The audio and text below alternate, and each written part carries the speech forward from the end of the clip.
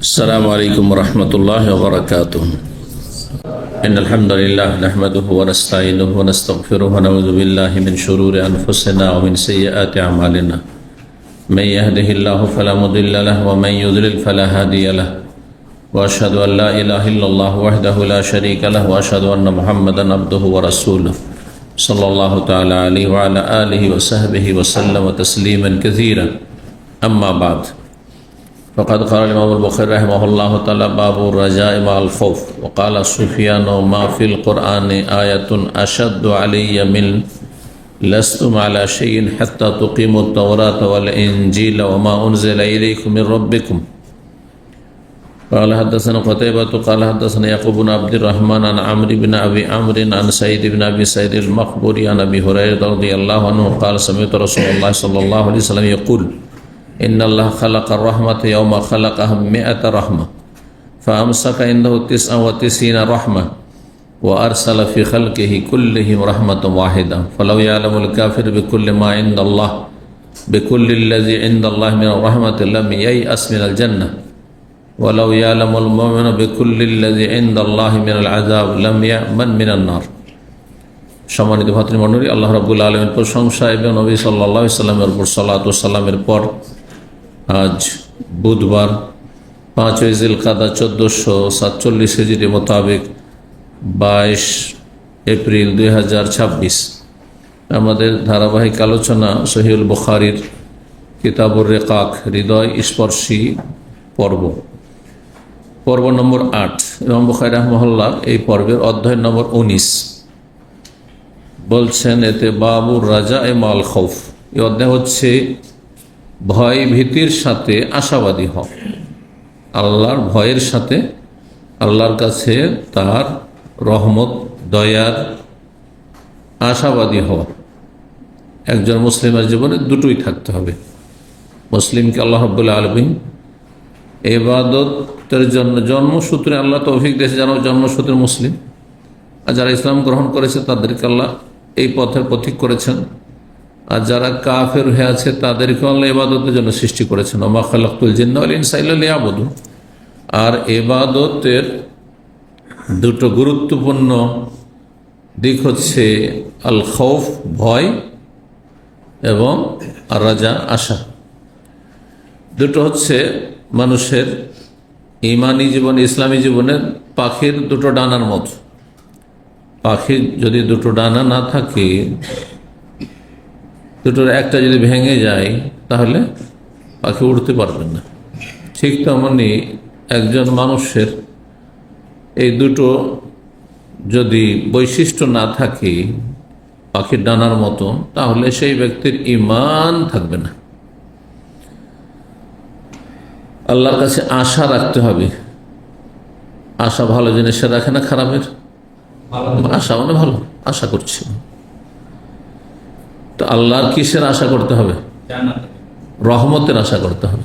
আল্লাহর দুনিয়া আখেরাতে, শুধু আখেরাতে নয়, দুনিয়া এবং আখেরাতে আল্লাহর রহমতের আশা করতে হবে। আমাদের ভুল ত্রুটি হইলেও আল্লাহর রহমতের আশাবাদী, যে আল্লাহ আমাদের ওপর দয়া করবেন, মায়া করবেন, অনুগ্রহ করবেন। এ হচ্ছে আশা, আকাঙ্ক্ষা আল্লাহর কাছে। এটি একটি ডানা। আর একটি হচ্ছে ভয় ভীতি, ভয়ও থাকতে হবে।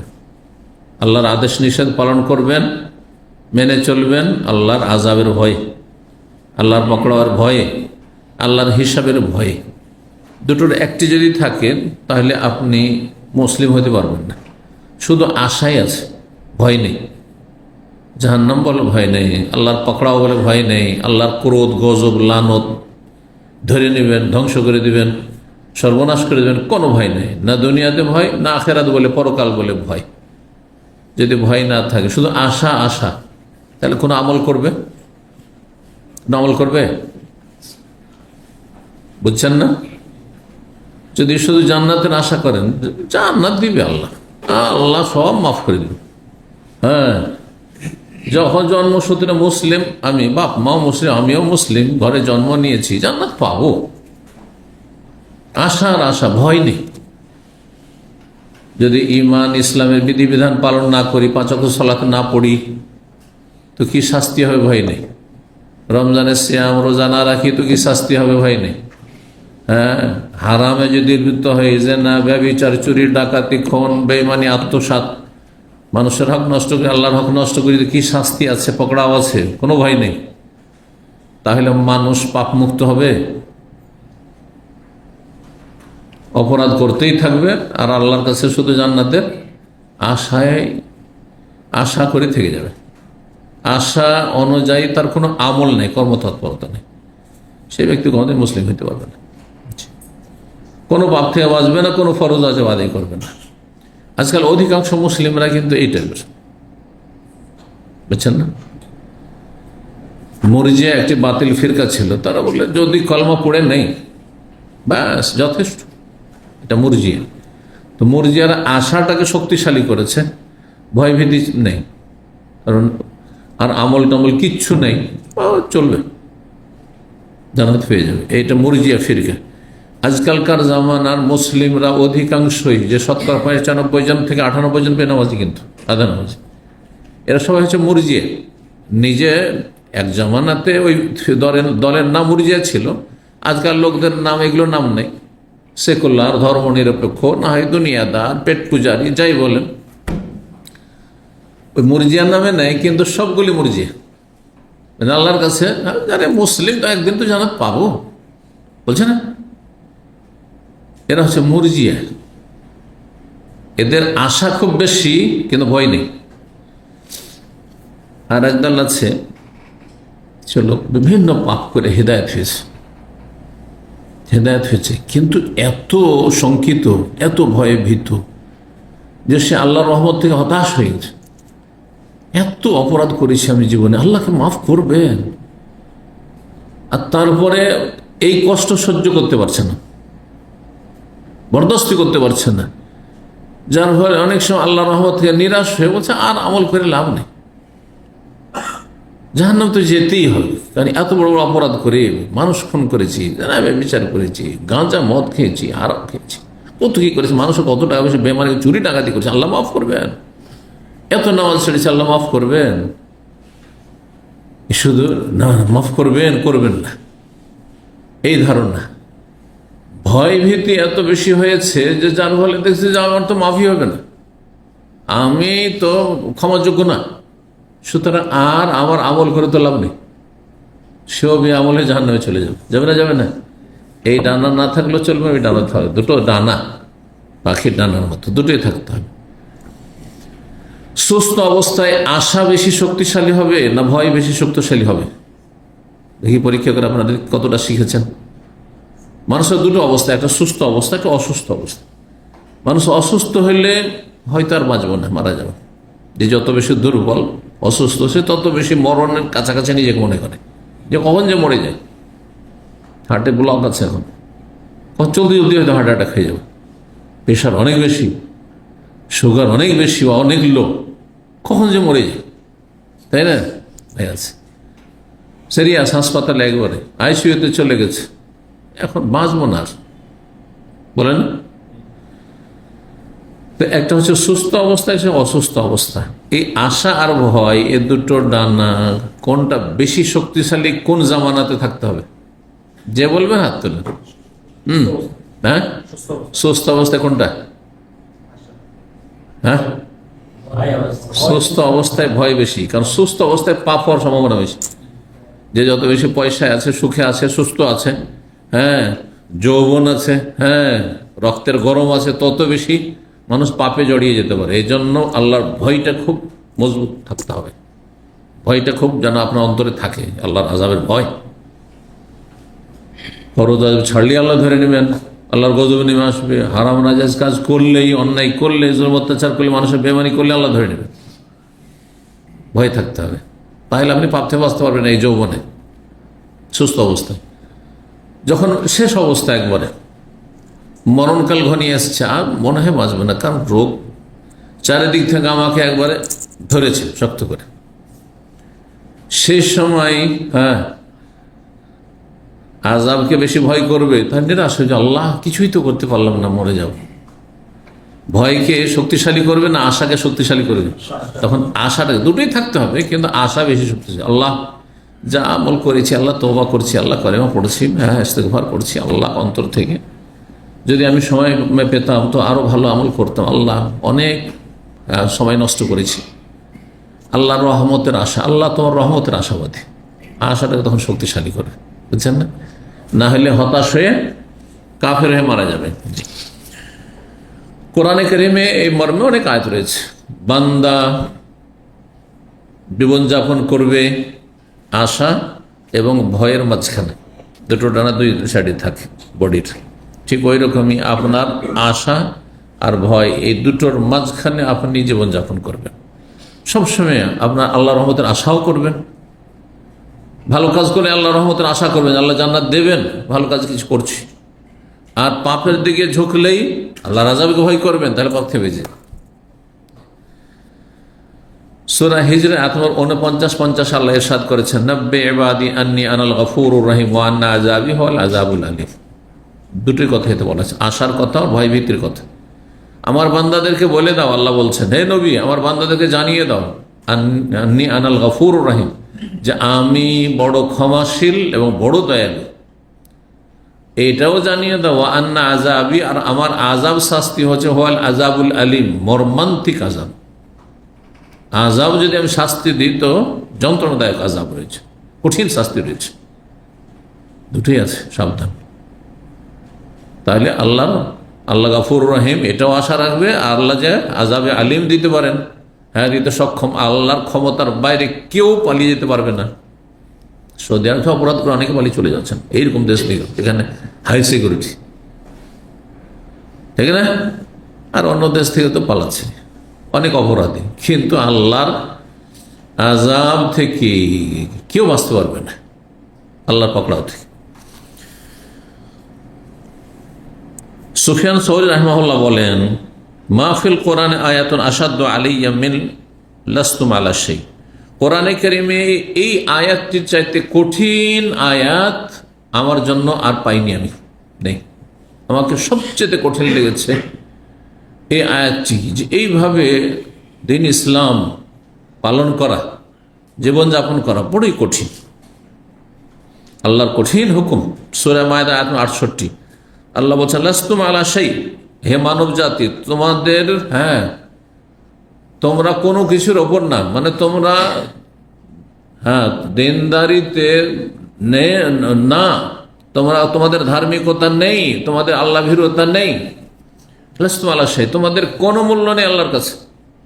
মানে মানুষ নেক হবে, সৎ হবে, আল্লাহর নৈকট্য অর্জন করতে, তাহলে তো আল্লাহর কাছে মূল্যায়ন হবে। লাস্তুম আলা শাই, তোমাদের আল্লাহর কাছে কোনো মূল্যায়ন নেই যতক্ষণ পর্যন্ত হাত্তা তুকিমুত তাওরাত ওয়াল ইনজিলা ওয়া মা উনজিলা ইলাইকুম মির রাব্বিকুম, যতক্ষণ পর্যন্ত তাওরাতের বিধান, ইনজিলের বিধান আর তোমাদের উদ্দেশ্যে তোমাদের রবের পক্ষ থেকে যা নাযিল করা কোরআন কারীম তার বিধান যথাযথ পালন না করবে।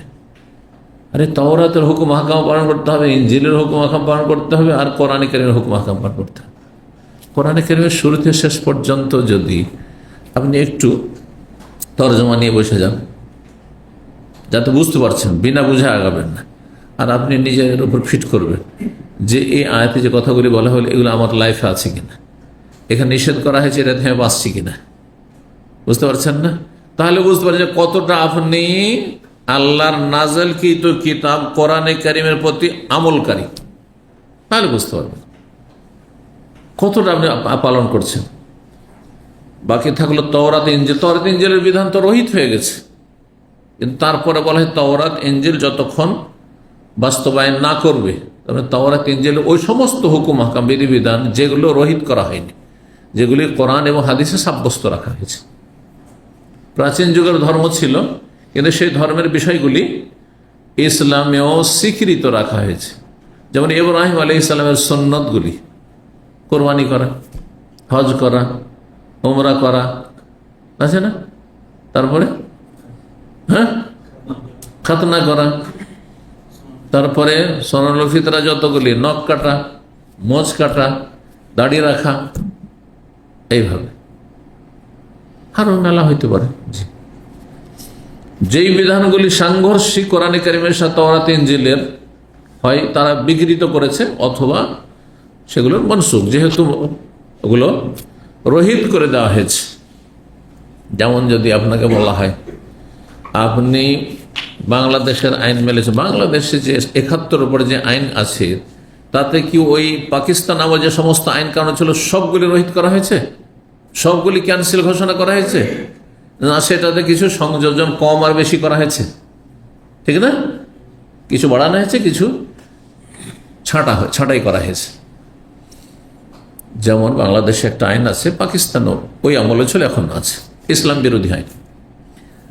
হ্যাঁ, সেটা হচ্ছে যে যদি দ্বিতীয় বিয়ে করতে হয়, তৃতীয় চতুর্থ করতে হয় তো আগের স্ত্রীর অনুমতি ক্রমে করতে হবে। বিনা অনুমতিতে যদি বিয়ে করেন আর আপনার স্ত্রী গিয়ে কেস করে দেয় তো আপনাকে জেল খাটতে হবে, বুঝছেন না? ইসলাম বিরোধী না এটা, স্ত্রীর অনুমতি শর্ত না, আপনার যোগ্যতা এর শর্ত, ইমানি যোগ্যতা, শারীরিক যোগ্যতা, আর্থিক যোগ্যতা, শক্তি ক্ষমতা শর্ত, আল্লাহর ভয় আছে কিনা।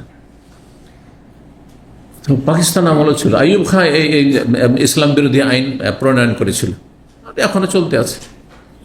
18 বছর আগে ছেলে হোক আর মেয়ে হোক বিয়ে করতে পারবে না, বাল্য বিবাহ বলে অপরাধ, যেভাবে বিচার করো কোনো ব্যাপার না, ওরাও ঘটছে। কিন্তু বাল্য বিবাহ দিলে চরম অপরাধ, বিয়ের মজলিস শেষে উঠিয়ে নিয়ে চলে যাচ্ছে। ইসলাম বিরোধী না? ইসলাম বিরোধী আইন এগুলো, বুঝতে পারছেন না? তো এই আইনগুলি হ্যাঁ অনেক দেশে আছে, মুসলিম দেশ আগে থেকে হয়তো ছিল। জি, এটা নয় যে 71 উপরে আইন এসছে, আগের সংবিধানে এরগুলো রাখা ঠিক ওই রকম। তাওরাত ইনজিলে মেলা হুকুম হাকাম রয়েছে যেগুলি কোরআনে কারিমে যেগুলো সাব্যস্ত রাখা হয়েছে, এটা হচ্ছে উদ্দেশ্য আয়াতের। কিন্তু এর মানে এই নয় যে আপনি তাওরাত পড়তে লাগবেন, ইনজিল পড়তে লাগবেন, আপনি পদে পদে আমল করবেন, আপনি না, জায়েজ নয়, হারাম। কারণ ওই কিতাবগুলি রহিত করে দেওয়া হয়েছে। যেমন আপনি যদি পাকিস্তান আমলের বা তারা ইংরেজ আমলের ইংরেজদের ল পড়া শুরু করেন, যে আজকে থেকে 47-এর আগে ছিল, আর তারপরে বলেন যে আমি দেশে ইংরেজদের আইন মেনে চলবো আর বাংলাদেশ 71-এর পর আইন মেনে চলবো, বলে আপনি রাষ্ট্রদ্রোহী, ঠিক না? ওই কেউ যদি বলে আমি তাওরাত মেনে চলবো, ইনজিল মেনে চলবো, তাহলে সে হচ্ছে আল্লাহ দ্রোহী, ইসলাম দ্রোহী। 6469 নম্বর হাদিস বর্ণনা করছেন আবু হুরায়রা রাদিয়াল্লাহু তাআলা আনহু, তিনি বলেন আমি রাসূলুল্লাহ সাল্লাল্লাহু আলাইহি ওয়াসাল্লাম বলতে শুনেছি, ইন্নাল্লাহ খালাকা রাহমাতা ইয়াওমা খালাকাহা মিআতা রাহমা।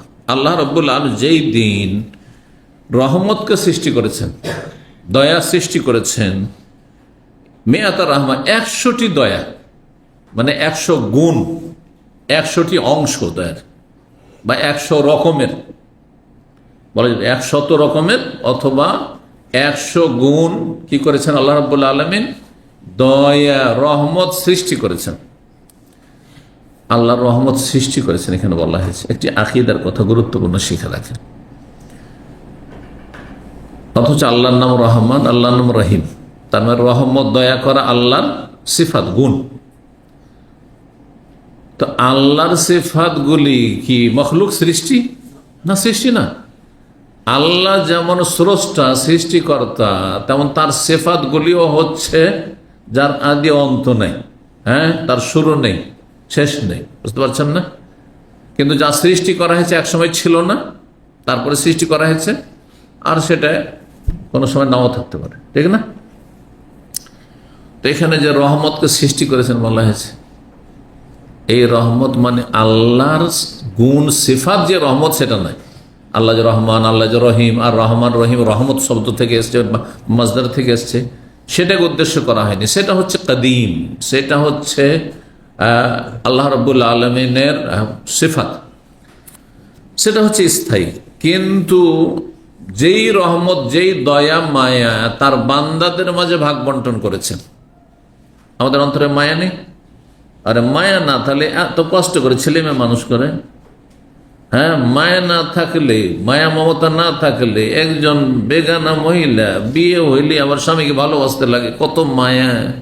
হ্যাঁ, যত বয়স বাড়ছে এখন শারীরিক চাহিদাও নেই, দুজনের কারণ নেই, 70-80 বছর বয়স হয়েছে, আরো মায়া বাড়ছে। মাওয়াদ্দাতা ওয়া রাহমা আল্লাহ বলেছেন।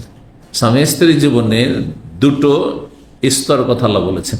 ওয়াজআলা বাইনাকুম, হে দম্পতিরা, হে স্বামী স্ত্রী, হে যুগল, তোমাদের মাঝে আল্লাহ মাওয়াদ্দা ভালোবাসা আর মায়া দয়া সৃষ্টি করে দিয়েছেন। মানুষের শারীরিক যতদিন চাহিদা থাকে ততদিন প্রেম ভালোবাসা থাকে, ভালোবাসা থাকে। তাকে না দেখলেও থাকতে পারেন না, তাকে ছাড়া চলবে না আপনার, স্বামীর স্ত্রীর দিকে টান, স্ত্রীর স্বামীর দিকে টান, এটা যতদিন পর্যন্ত শারীরিক চাহিদা আছে। যখন শারীরিক চাহিদা নেই, 70-75 বছর বয়স হয়ে গেছে, আজকাল তো অনেকেরা তার আগে ফিনিশ হয়ে যাচ্ছে, তখন কিন্তু আর শারীরিক কোনো চাহিদা নেই। তাকে না দেখলে মানে সবসময় মনে করছি গোলপাক কাছে না, কিন্তু মায়া মমতা আরো বেশি বেড়ে গেছে। এক বুড়া বুড়ির ওপরে কত মায়া করে, 80-90 বছর বয়স হয়েছে, এক বুড়ি বুড়ার উপর কত মায়া করে দেখেন না। অথচ তাদের বিছানায় যাওয়ার মতো কোনো রকম ক্ষমতাই নেই তাদের হাতে, বুঝতে পারছেন না? জি, শয্যা সঙ্গী হওয়ার কোনো ক্ষমতাই নেই তাদের। তারপরে রহমত, এই যে রহমা বলেছেন, মায়া,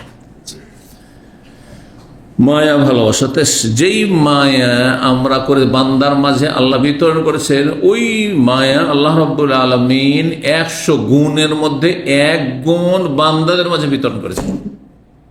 99টা আল্লাহর কাছে আছে, জমা আছে।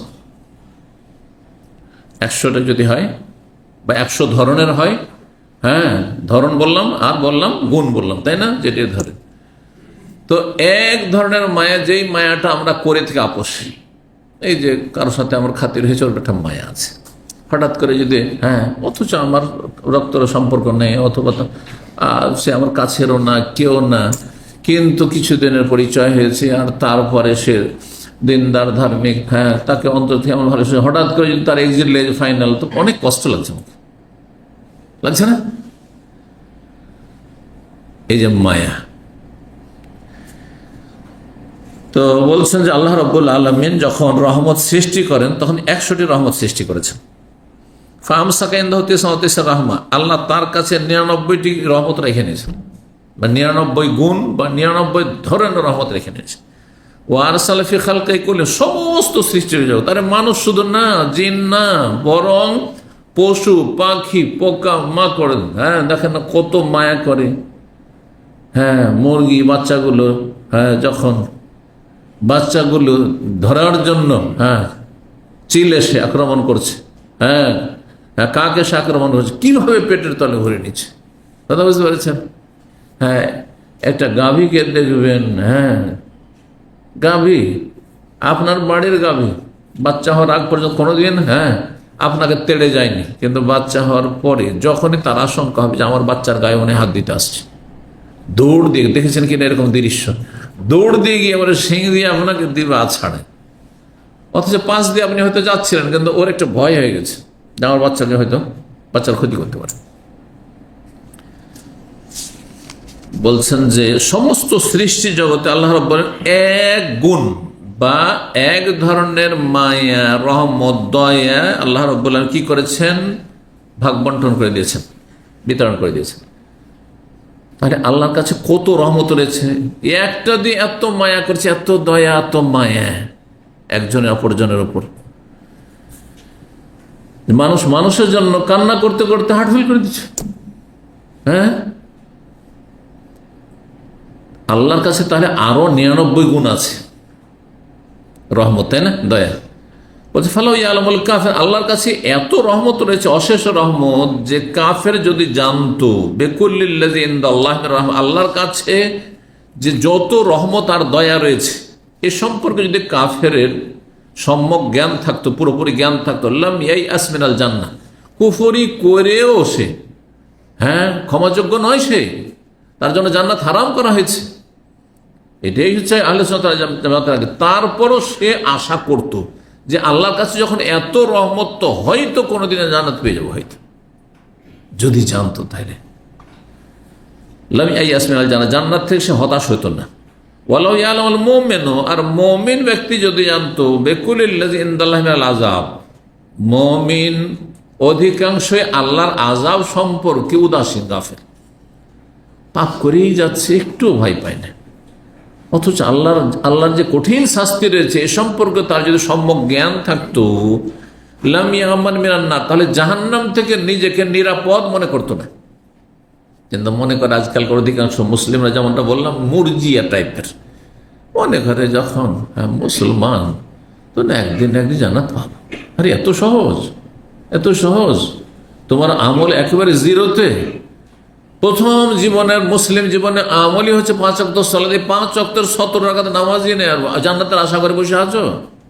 শিরক মাজার পূজা করছো, পীর পূজা করছো, আর জান্নাতের আশা করে বসে আছো? জাদু টোনায় লিপ্ত আর হাত দেখাতে যাচ্ছ। আচ্ছা দেখুন তো আমার টাকাটা হারিয়ে গেছে, কোথায় গেছে একটু দেখে দেন, তদবির করে দেন তো। আমাদের দেশের মানুষ এইরকমই, ইসলামী সেন্টার আসে মাঝে মাঝে, আমার এত টাকা হারিয়ে গেছে, যে গয়না কিনে রেখেছিলাম বিয়ে শাদির জন্য, হারিয়ে গেছে, রুম থেকে কে নিয়েছে, তো কোনো তদবির আছে কিনা? তো যেগুলো শিরকি কুফরি তদবির, গায়েব আল্লাহ ছাড়া কেউ জানে না যে আপনার কে চুরি করেছে। হাত চালায়, বাটি চালায়, আরো কি চালায়, আর তারপরে অনেক সময় নির্দোষীকে দোষী বানিয়ে চোর বানিয়ে দিল, আর গণপিটনে শুরু হয়ে গেল। জালেমে কম, অপরাধী ধরার এটা তরিকা ইসলামে আছে কোনো সুযোগ? যে হাত চালাচ্ছে, হ্যাঁ, অথবা বাটি চালাচ্ছে, বাটি গিয়ে একজন ভালো মানুষের বাড়িতে পৌঁছে গেছে, না এই চুরি করেছে, ধর এখন, কোনো সুযোগ নেই। এরা জালেমেরা। এই হাদিস দ্বারা কি প্রমাণিত হলো? যে আশাও থাকতে হবে, ভয়ও থাকতে হবে। এই যে কাফেরের আশার কথা বলা হয়েছে, কাফের জানতো আল্লাহর রহমত, এই রহমতের আশা, তাহলে সে রহমত থেকে নিরাশ হইতো না, যে হইতে পারে আমার উপর রহমত হইতে পারে, শুধু মুসলিম জান্নাতে যাবে, মুমিন জান্নাতে যাবে, তৌহিদবাদী আমিও হয়তো যাব, আশা করতে। আল্লাহর এত রহমত রয়েছে, তাহলে আল্লাহর রহমতের আশাবাদী হইতে হবে, আর আযাবের ভয় হইতে হবে। মুসলিম জীবনে আযাবের ভয় না থাকলে যেই সেই পাপে লিপ্ত হয়ে যাবেন আপনি। যখনই পাপ করবেন আল্লাহর আযাব ভয় করবেন, যে আমি যা ব্লু ফিল্ম দেখছি, কেউ তো দেখে না, তো আল্লাহ তো ধরবেন, আল্লাহ তো হিসাব নেবেন। আমার নামে তোমার রেকর্ড হয়ে গেল, নোট করা হয়ে গেল, তারপর হাসর মাঠে আমাকে হিসাব দিতে হবে, আমার মাথাতে পা পর্যন্ত অঙ্গ প্রত্যঙ্গের হিসাব দিতে হবে, এই সুস্থতার নিয়ামতের হিসাব দিতে হবে, সময়ের হিসাব দিতে হবে, টাকা পয়সা ধন সম্পদের হিসাব দিতে হবে। এক একটি কথা, মানুষ যদি আল্লাহর আযাবকে ভয় করে তাহলে জাহান্নাম থেকে কখনো নিজেকে সুরক্ষিত নিরাপদ মনে করবে না, কারণ মানুষ মাত্র ভুল হয়েছে, আল্লাহ ভুল তো হয়েছে মানে। যদি আল্লাহ মানা মাফ করেন, আজকে 30 বছর আগে ভুল করেছেন আপনি, যদি এই তওবা কবুল না হয়ে থাকে, ওই রকম তওবা না হয়ে থাকে, তা আল্লাহ ধরবেন, তো জাহান্নামে যেতে হবে ওর জন্য। তবে আল্লাহর কাছে খালেস অন্তর থেকে তওবা করলে আশা করা যায় আল্লাহ, এই যে আশা, রহমতের আশা করা যায় আল্লাহ কি করবেন, ক্ষমা করবেন। জি, 20 নম্বর অধ্যায় বাবুস সাবরি মাহারিমিল্লাহ। এই অধ্যায় হচ্ছে আল্লাহর হারামকৃত বস্তু হতে ধৈর্য ধারণ করা, মানে সংযত থাকা। ধৈর্য ধারণ করা, পাপ থেকে ধৈর্য ধরা মানে পাপ থেকে সংযত থাকা। যতক্ষণ মানুষ শক্ত না করতে পারবে মনকে, ততক্ষণ পাপ মুক্ত থাকতে পারবে না। যারা বিভিন্ন বদ অভ্যাসে লিপ্ত, এর আগে উদাহরণ দিয়েছিলাম, যাদের ধূমপানের অভ্যাস আছে, বিড়ি সিগারেটের, জর্দা তামাক অভ্যাস আছে, যাদের হস্তমৈথুনের অভ্যাস আছে, যাদের ব্লু ফিল্ম পর্নোগ্রাফি দেখা অভ্যাস আছে, যাদের নাউজুবিল্লাহ সমকামিতা অথবা জেনা ব্যভিচার করা, এইসব প্রেম করা বদ অভ্যাস, নোংরামি আছে, তারা বারবার তওবা করলে আবার হইতে হবে, বারবার নিজেকে তিরস্কার করবে, তওবা করবে হয়তো, আর তারপর আবার ওই পাপে জড়িয়ে যাবে, বারবার পাপে জড়িয়ে যাচ্ছে। কিসের জন্য? ওই যে সবর আম্মাসিয়াতিল্লাহ, 3 রকমের যে ধৈর্য, তার মধ্যে একটি হচ্ছে গুনাহ থেকে বেঁচে থাকার ক্ষেত্রে সবর করা, মানে সংযত হওয়া, মনকে শক্ত করতে হবে, মনকে শক্ত করতে হবে। আমাদের এক ভাই খুদরিয়াতে থাকতো অনেক আগে, প্রথম যেদিন আসে আমার বক্তব্য শুনতে, বিষয়ভিত্তিক আলোচনা ছিল, আর বিষয়বস্তু ছিল ধূমপান সম্পর্কে। ধূমপান হারামের 10টি দলিল আমি কোরআনের আয়াত আর হাদিস থেকে বর্ণনা করেছিলাম সেদিন। আর সে এত বেশি সিগারেট খেত, বলছে প্রতি রাতে তার 1 প্যাকেট করে সিগারেট লাগতো, নিজে বলেছে আমাকে। সাথে সাথে বলছে ইসলামিক সেন্টার, তার পুরানো সেন্টার ছিল তখন, 2005-06 দিকে, সিঁড়িতে নেমেই একবারে প্যাকেটটাকে নিজে হাতে নষ্ট করলো, চলে গেল বাসা। কয়েক ঘন্টা ধরে সে সিগারেট পান করে নেই, একটু ইসলামিক সেন্টারে থেকেছে, তওবা করে গেছে, আবার রুমে গিয়ে কিন্তু সারা রাত ঘুম আসে না, রাত 2টা 3টা হয়ে যাচ্ছে, তারপর ঘুম আসছে না, আবার কারণ ওই যে নেশা, সিগারেট খাবে তাহলে ঘুম আসবে তার, বুঝছেন না? ঘুম আসে না। বলছে পাশে এক পাকিস্তানি বাস করতো, পাশের রুমে, রাত 2-3টার দিকে নক করলো তার দরজায়। হয়তো ও তো ঘাবড়িয়ে উঠেছে, যেন কি ব্যাপার। তো বলছে একটা সিগারেট হবে, একটা সিগারেট হবে। নিজের কিস্সা নিজে আমাকে পরে বয়ান করেছে, সিগারেট হবে। বলছে হ্যাঁ। বলছে একটা সিগারেট দিল, বাইরে খেলাম, তারপরে এসে ঘুম আসলাম।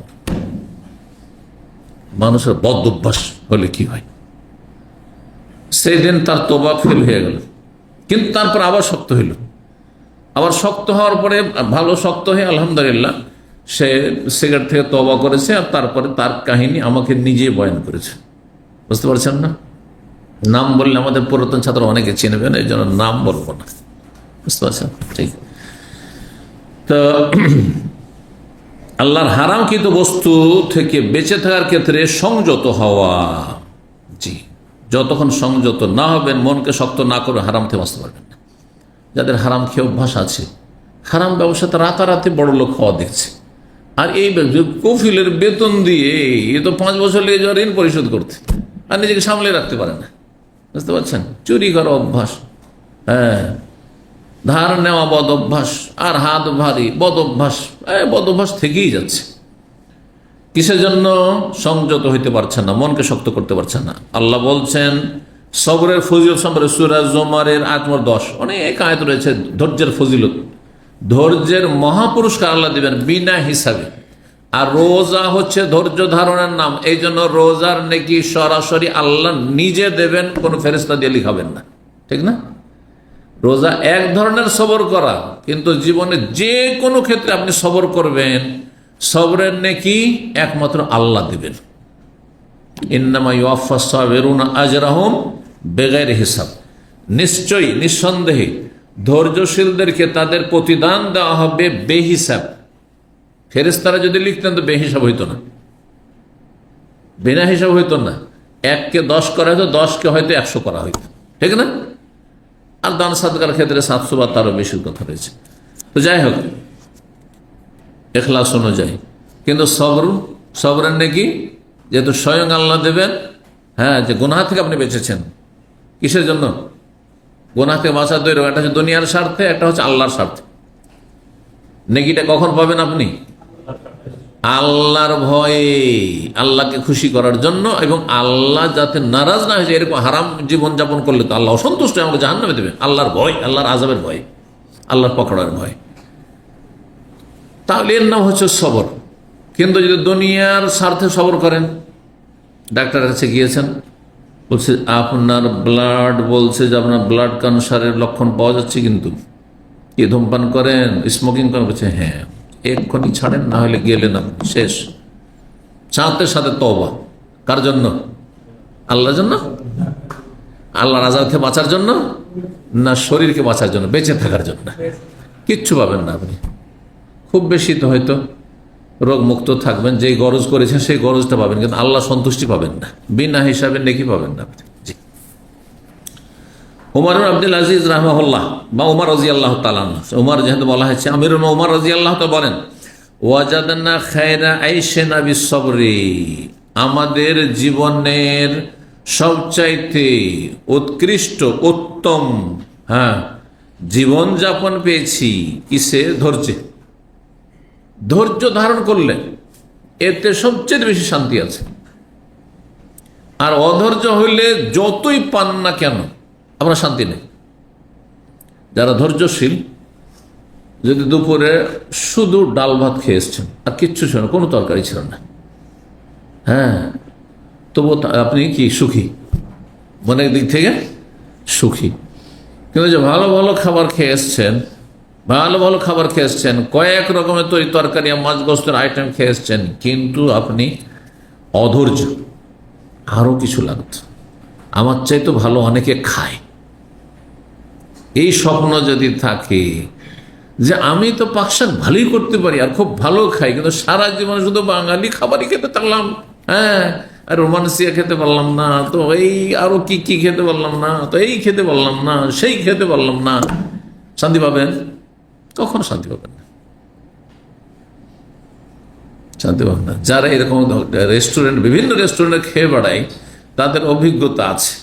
আমরা তো মনে করি যে একটা বার্গার হয়তো কত দাম হবে, কত মূল্য হবে, যারা খান বা জানা আছে বলেন দেখি। কত? 8 রিয়াল মতো বলছে। হ্যাঁ, কে বললো 30 রিয়াল? এমন বার্গার আছে 45 রিয়াল। হ্যাঁ, তো বুঝতে পারছেন, যারা খায় তাদের কাছ থেকে শোনা, কিন্তু এখানে দামে পাওয়া যায় না, হয়তো রিয়াদ এরকম আছে, বুঝতে পারছেন।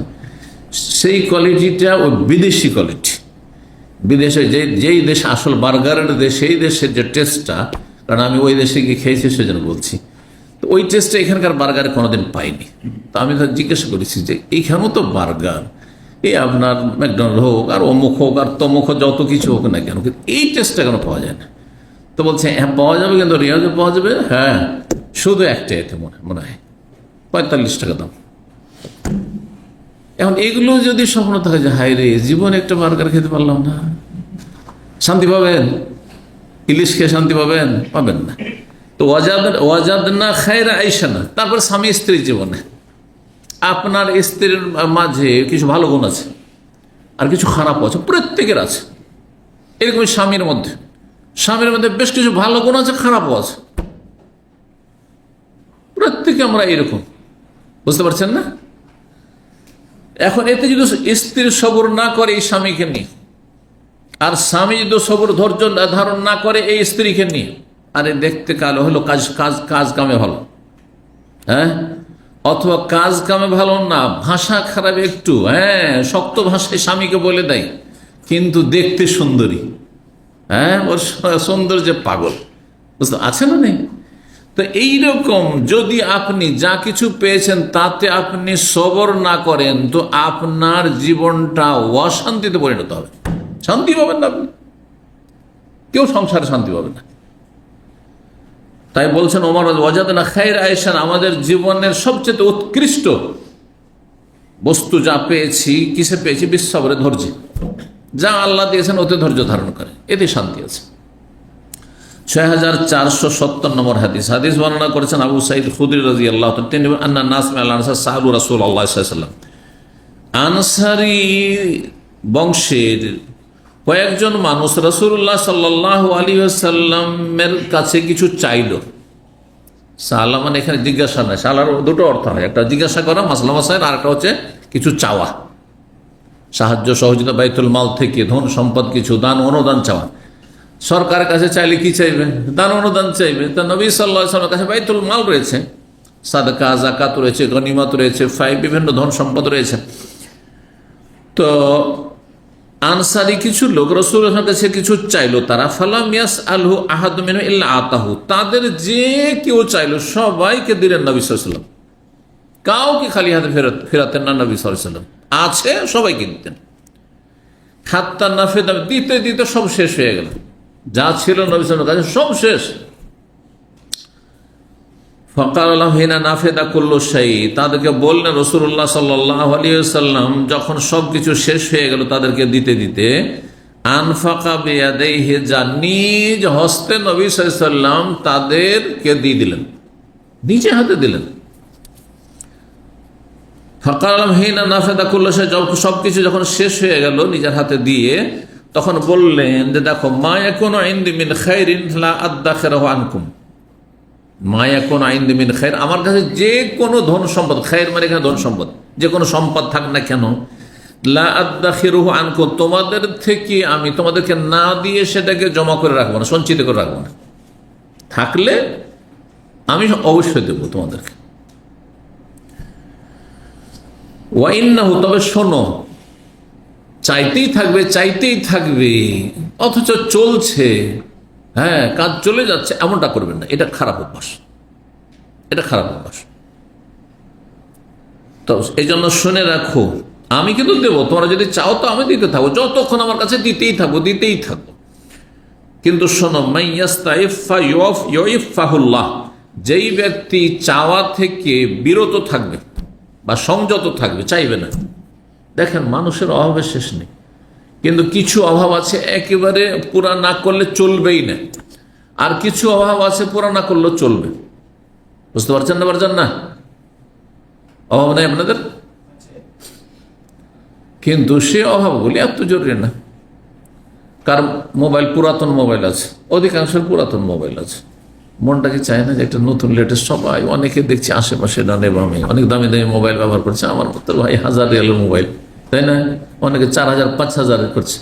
এটাও তো একটা প্রয়োজন, হ্যাঁ, শখ। অনেকের গাড়ি নেই, ডেলিও দাঁড়িয়ে থাকতে হচ্ছে রাস্তায়, আর তারপরে ট্যাক্সি পেলেন তো পেলেন না, অনেক সময় দাঁড়িয়ে আছেন, হেঁটে যেতে হচ্ছে, সাইকেলে যেতে হচ্ছে। সাইকেলের জায়গায় যদি একটা কার হয়ে যেত, এগুলো প্রয়োজন না, কিন্তু জরুরি। মানে একবার অচল না হলে চিকিৎসা জরুরি, হ্যাঁ, খাবার দাবার দিনে 2 বার জরুরি কমপক্ষে, তাই না? খেতে হবে, কিছু বাঁচতে হবে, ইত্যাদি ইত্যাদি। এটা বাসা জরুরি, বাসা নেই তো ফুটপাতে রাস্তায় কোথায় ঘুমাবেন আপনি, ঠিক আছে না? এগুলো হচ্ছে জরুরি জিনিস। কিন্তু মানুষের এমনি প্রয়োজন, জরুরির অতিরিক্ত প্রয়োজনের শেষ নেই, অনেক প্রয়োজন আছে মানুষের। তো যেই ব্যক্তি দেখছে যে অন্যের কাছে চাইলে পেয়ে যাব, আমি আমাকে দেবে, কিন্তু তারপর আমি চাইব না, নিজের ব্যক্তিত্ব মানমর্যাদাকে ঠিক রাখতে চাই। মাইয়াস্তাইফা, যে চাওয়া থেকে সংযত থাকবে, ইউইফাহুল্লাহ, আল্লাহ তাকে কি করবেন? এই মানুষের কাছে চাওয়া থেকে বিরত রাখবে, চাওয়া থেকে আল্লাহ বাঁচিয়ে রাখবেন। মানুষের কাছে চাওয়া মানে ছোট হওয়া, চাওয়া মানে ছোট হওয়া। সেটা আপনি দান সাদকায় চান, আর আপনি ফিরি মাঝে মধ্যে চলেন একটু চা খান। আমি অনেক ভাইদেরকে এরকম দেখেছি বা শুনেছি, এখানে ইসলামিক সেন্টার আসে, চলেন একটু নাস্তা করে আসে, আর ডাকলেন তো আপনি খাওয়ান, কিন্তু আপনি যেহেতু একটু মুরব্বী টাইপের, আপনি ভাবছেন যে ওকে ডাকলাম, ও তো আমার জন্য, চলো ও, আর ওর পয়সা আছে, ও খাওয়াবে, আপনি ডাকলেন কেন? আপনাকেও ডাকবে, যে খাওয়াবে সে ডাকবে। ডাকলেন আপনি আর খাওয়া বিল দেব, আশ্চর্য কথা। এটা কেমন চরিত্র হইল? এতে মান সম্মান থাকে? নিয়ে গিয়ে এই যে সামনে ভালো হোটেল আছে দামি, অন্তত নাস্তা করলে মনে হয় 15-20 রিয়াল লাগবে, যাই না, আমি ঢুকি নিয়ে পছন্দ করি না, তো নিয়ে বসে গেল, দিল আপনার 30-40-50 রিয়াল ধসিয়ে দিল। আরে ভাই, এই তো মান সম্মান থাকে না মানুষের। যাদের কাছে ধার চাননি তাদের কাছে আপনার সম্মান ভালো আছে, আর যার কাছে ধার চেয়ে নিয়েছেন তার কাছে ছোট হয়ে গেছে। ভালো করে শুনে রাখেন, যার কাছে ধার চেয়ে নিয়েছেন তার কাছে অবশ্যই ছোট হয়েছে, সে আপনাকে ছোট মনে করুক আর নাই করুক। যে চাওয়া থেকে, সে ধার চাওয়া হোক আর সাহায্য চাওয়া থেকে বিরত থাকবে, সংযত থাকবে, আল্লাহ তাকে বাঁচিয়ে রাখবেন। তাতে যা আল্লাহ দিয়েছেন তাতে চলার ব্যবস্থা করে দেবেন। অমাইয়াতা সাব্বার, আর যে ধৈর্য ধারণ করবে, ইউসাব্বিরহুল্লাহ, আল্লাহ তাকে ধৈর্য ধারণের তৌফিক দেবেন, ধৈর্য ধারণের তৌফিক দেবেন। অমাইয়াস্তাগনি, আর যে অমুখাপেক্ষী হবে, ইউগনিহুল্লাহ, তাকে আল্লাহ সচ্ছল করে দেবেন, অমুখাপেক্ষী করে দেবেন। আমি কারো ধার জীবনও ধার নেব না। আমি ইসলামিক সেন্টারে 20 বছর পার হওয়ার পরে, এখন তো 27-28 পড়তে যাচ্ছি, তো প্রায় 20 বছর অতিক্রম করার পরে দেখছি যে আমাদের বিভিন্ন স্টাফদেরকে সুলফা দিচ্ছে। সুলফা বুঝেন তো, মানে কর্জা হাসানা দিচ্ছে, মাসের মাস 500 রিয়াল করে কাটবে। দেখছি কে 5000, কে 7000, কে 8000 করে সব কর্জা নিচ্ছে। তো আমাকে বললো যে আপনি নেবেন, কেউ এসব বললো আমাদের সাথী সঙ্গীরা। চিন্তা করুন, সবাই নিচ্ছে 5000, 7000, 8000। ওখানে আবার একটা হিল্লাও আছে, ও হিল্লার কথা নাই বললাম না, কিছু লোকের দুনিয়াদারির স্বার্থ আছে, হিল্লা আছে, তো ওইটা না জানেই বল। তো আমি চিন্তা করলাম যে 20 বছর রেকর্ডে জীবনে আমি কোনোদিন চাইনি আর আমার নাম লেখা থাকবে যে এই শেখ মতিউর রহমান 5000 অথবা 10,000 নিয়েছে, এটা রেকর্ড থাকবে, নেব না। আল্লাহ, তখন আমার ছেলেরা আয় উপার্জন করতে লাগেনি, এখন তো আলহামদুলিল্লাহ কোনো উপার্জন নেই, আমাকেই পুরো খরচ তাদের চালাতে হতো, ট্যাক্স পর্যন্ত দিতে হইতো। জি, বড় একটা অ্যামাউন্টের, কিন্তু আল্লাহ চেষ্টা করেছে, আলহামদুলিল্লাহ। আল্লাহ বিনা লোভ লালসায়, বিনা চাওয়াতে আল্লাহ ব্যবস্থা করে দিয়েছে। মুসাব্বিবুল আসবাব রব্বুল আলামিন, আমি নিই। এই জন্য আমার এরপরে জীবনে মানে 1 টাকা আমি আমার ইসলামিক সেন্টার থেকে নিয়েছি, একটা টাকা কখন নিয়েছে। অথচ এগুলো অনেক দিন পর্যন্ত চলেছে, এমনকি মাঝে মধ্যে চল, এবারও চল। এবার কিছু লোকদের কথা জানলাম যে তারা নিল, আমি না। আমার রেকর্ড খারাপ করিনি, করব না। মানুষের কাছে ছোট হইনি, হব না। রবের কাছে ছোট হবো, যথেষ্ট। রব আমার ব্যবস্থা করবেন। এই ইয়াকিন, এই তাওয়াক্কুল আমাদের পয়দা করতে হবে, তৈরি করতে হবে। দেখবে যে আল্লাহ অবশ্যই চালাবে। আমার অবস্থা বুঝে ব্যবস্থা করবো। আমাকে এর চেয়ে বেশি সচ্ছলে চলতে হবে জরুরি না, যা আছে তা দিয়ে চলবো। যেই ব্যক্তি অমুখাপেক্ষী হবে, বুঝছেন তো, অমুখাপেক্ষী মানে আমি ভাই আপনার ধার ধারি না, তার মানে এটা অহংকার নয়। কেন আপনার কাছে ধার চাইবো আমি? আপনার কাছে অনেক টাকা আছে সেজন্য, অথবা আপনার সাথে কেন ঘোরাঘুরি করবো? এক ভাই আমাকে এসে বলছে, যোগ্য, তার কাছে যথেষ্ট এলেম আছে, একজন বিজনেসম্যান এসেছে, বড় দোকানপাট আছে আশেপাশে। একদিন এখানে ভিজিটে এসছে, সকালবেলা তো বলছে যে শেখ এই লোকটির সাথে একটু পরিচয় রাখেন, আসলে ওর সাথে কথা বলিয়েন, কারণ অনেক পয়সাওয়ালা, সে হচ্ছে অনেক পয়সাওয়ালা। তাতে কি হলো? আমি বললাম তাতে কি হলো? পয়সাওয়ালা সেই জন্য আমাকে তার সাথে খাতির রাখতে হবে? এটা তো আমার জীবনের ইতিহাস, আমি এই কাজ করি না। পয়সাওয়ালার সাথে খাতির করতে হবে, অন্তত আমাকে পাবে না সেখানে। হ্যাঁ, পয়সাওয়ালা যদি আমার সাথে দিনের খাতির রাখে যে আমি আল্লাহ রাস্তায় দান করবো এখানে, আর আমি দাওয়াতি কাজে অংশ নিতে চাই, তাহলে জাযাকাল্লাহ খায়র, তাহলে ঠিক আছে। কিন্তু আপনি যাচ্ছেন আর আপনার পেছনে পেছনে আমি খাতির রাখবো আপনার সাথে, আপনার পয়সা আছে সেই জন্য, এটা আমি আলহামদুলিল্লাহ করি না। হ্যাঁ, এই হাদিস অমাইয়াস্তাগনিহুল্লাহ, যে অমুখাপেক্ষী, কারো দিকে তাকিয়ে থাকে না, কারো কাছে আশাবাদী নয়, আল্লাহ ওকে অবশ্যই সচ্ছল করে, অভাবমুক্ত করে দেবেন।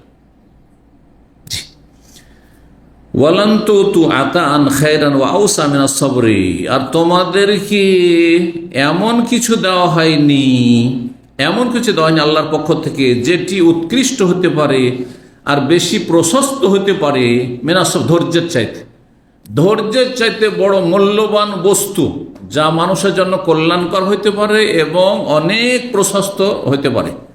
প্রশস্ততা মানুষের জীবনে আসতে পারে, এর চাইতে ভালো জিনিস আর কিছু নেই। ধৈর্যশীল হও, সংযত হও, আমি এতেই ধৈর্য ধারণ করব। হ্যাঁ, যে আমার কাছে যা আছে তা দিয়ে আমি চলবো, সেটি আমি খাবো। কিন্তু আমি এর চাইতে সুখের জীবন, এর চাইতে ভালো জীবন, এর চাইতে ভালো একটু চলাফেরার জন্য, না, মোটেই না। আল্লাহ যেন তৌফিক দান করেন। 6471 নম্বর হাদিস বর্ণনা করছেন মুগীরা বিন শুবা। তিনি বলেন, কানান নবী সাল্লি, নবী সাল্লাল্লাহু আলাইহি ওয়াসাল্লাম সালাত পড়তেন। ফরজের কথা বলা হচ্ছে, তাহাজ্জুদের কথা। তাহাজ্জুদ এত দীর্ঘায়িত করতেন কয়েক ঘন্টা, হাত্তা তারেমা কাদামাহু আও তান্তাফিখা কাদামাহু। তারেমা, ওয়ারেমা, ইয়ারেমো থেকে, যেমন ওয়ারেসা ইয়ারেসু। ওয়ারম মানে হচ্ছে ফুলে যাওয়া। আজকালও ডাক্তারের কাছে গিয়ে যদি বলেন কোনো জায়গায় আপনার ফুলে গেছে, তার আরবি, ডাক্তারের সাথে যদি কথা বলেন আরবিতে, তার কি বলতে হবে? ফি ওয়ারম, হ্যাঁ না, বা তাওয়াররুম হনো বলতে হবে। সৌদি বাবুরা, আর নাফাখা ইয়ানফুখু মানে হচ্ছে কোনো জিনিসে ফুক দেওয়া, ফুক দিলে যে ফুলে যায়, যেমন বেলুনে ফুক দিচ্ছেন, নাফা, তখন ফুলে গেল বেলুনটা। তাহলে দুটোরই অর্থ কি? ফুলে যাওয়া। নবী সাল্লাল্লাহু আলাইহি সাল্লাম দীর্ঘ সময় ধরে দাঁড়িয়ে লম্বা তেলাওয়াত করে তাহাজ্জুদ পড়ার কারণে তার দুই পা কি হতো? ফুলে যেত। এই হাদিস হয়েছে ফুলে যাওয়ার কথা। অন্য হাদিস হাত্তা তাফাত্তারাত কাদামাহু, পাগুলি ফেটে যেত। অনেক সময় ধরে দাঁড়িয়ে থাকলে পা ফেটে যায়, পায়ের সাইডগুলো ফেটে যায়। যারা দেখেন মেহনত পরিশ্রমের কাজ করে, কঠোর পরিশ্রমের কাজ করে রোদ বাতাসে, তাদের পা বেশি ফাটা থাকে। কিন্তু যারা বড় লেই করে, হ্যাঁ, ঠান্ডাতে বসে আছে, অফিসে বসে আছে, আর শরীর নরম, প্রাকৃতিক। আবার মানুষের শরীর দুই রকম আছে, কারো শরীর খুব সফট নরম, অনেক সাধারণত ফাটবে না, এটি আল্লাহর নিয়ামত। আর কারো আছে যে ও যতই ঠান্ডায় রাখেন না কেন, ও শরীর ফাটবে, সেটা ভিন্ন বিষয়। কিন্তু এমনিতেই মানুষের কঠোর পরিশ্রমের কারণে ফেটে যেতে পারে। আর দীর্ঘ সময় দাঁড়িয়ে থাকলে পা কি হয়? ফুলে যায়। দাঁড়িয়ে দাঁড়িয়ে কেউ ঝুলে ঝুলে সফর করেছেন বাসে, এক সময় এত ভিড় হইতো, তো বুঝতে পারবেন যে পা কেমন ফুলে যায়। ফ্লাইটে যদি লং টাইম সফর করেন আর বসে আছেন, হ্যাঁ, হাঁটা চলা বেশি করলেন না, হয়তো দেখুন পা ফুলে গেছে। নবী সাল্লাল্লাহু আলাইহি ওয়াসাল্লাম পা ফুলে যেত দীর্ঘ সময় তাহাজ্জুদ পড়ার কারণে। তাহাজ্জুদ পড়তেন নবী সাল্লাল্লাহু আলাইহি ওয়াসাল্লাম 3 কোয়ালিটির, সূরা মুজাম্মিলে রয়েছে। নিসফাহু আও ইনকুস মিনহু কালিলা আও জিদ আলাইহি, অর্ধেক রাত, না হয় তার চাইতে একটু কম, না হলে অর্ধেকের চাইতে বেশি, মানে 1/3 3 ভাগের 1 ভাগ, না হয় অর্ধেক, না হয় 3 ভাগের 2 ভাগ, রাতকে ভাগ করে। বুঝতে পারছেন না? মাগরিব থেকে সূর্য ডোবা থেকে শুরু করে ফজর আজান পর্যন্ত। ফজর আজান আজকাল মোটামুটি কয়টা হচ্ছে? হ্যাঁ হ্যাঁ হ্যাঁ, তো এই ফজর আজান পর্যন্ত নিয়ে মাগরিব থেকে শুরু করে দিয়ে এই সময়টাকে আপনি ভাগ করেন, অর্ধাঅর্ধি করেন, এটা মাঝামাঝি হইতো। আর সবচাইতে কম হইতো 3 ভাগের 1 ভাগ, হ্যাঁ, যেটা মোটামুটি 3 ঘন্টার বেশি হয়ে যাবে, 3-3.5 ঘন্টা হয়ে যাবে।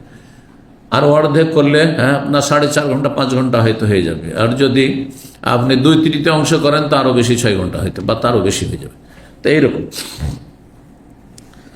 তো নবী সাল্লাল্লাহু আলাইহি ওয়াসাল্লামের তাহাজ্জুদ পড়ার কারণে পা ফুলে যেত। ফায়ুকালু লাহু, তখন তাকে বলা হইতো পরিবারের পক্ষ থেকে। অন্য হাদিসে মা আয়েশা রাদিয়াল্লাহু আনহা বললেন, ইয়া রাসূলুল্লাহ, আপনি এত কেন কষ্ট করছেন?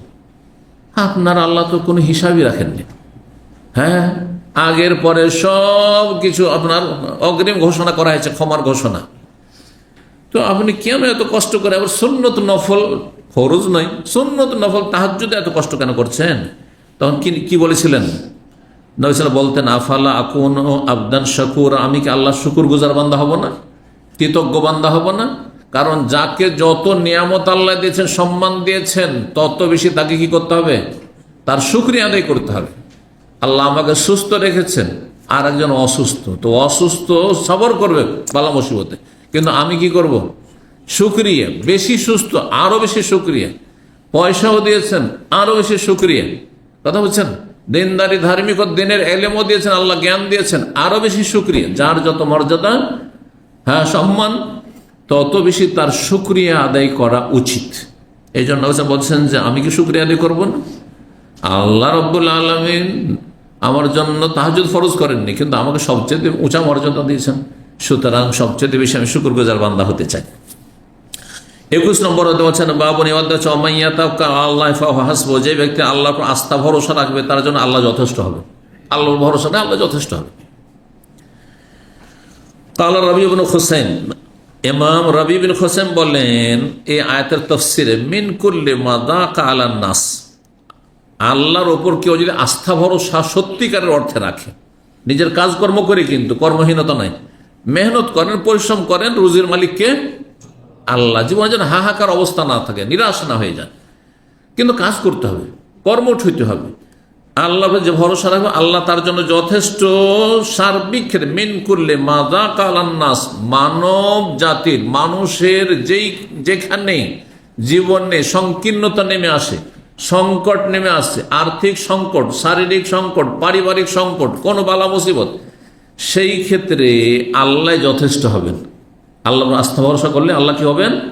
যথেষ্ট হবেন। জি, 6472 নম্বর হাদিস বর্ণনা করছেন হুসাইন বিন আব্দুর রহমান। তিনি কোন তো কায়দা নাই, বসেছিলাম সাইদ বিন জুবাইর রাদিয়াল্লাহু তাআলা আনহু সাহাবীর পাশে।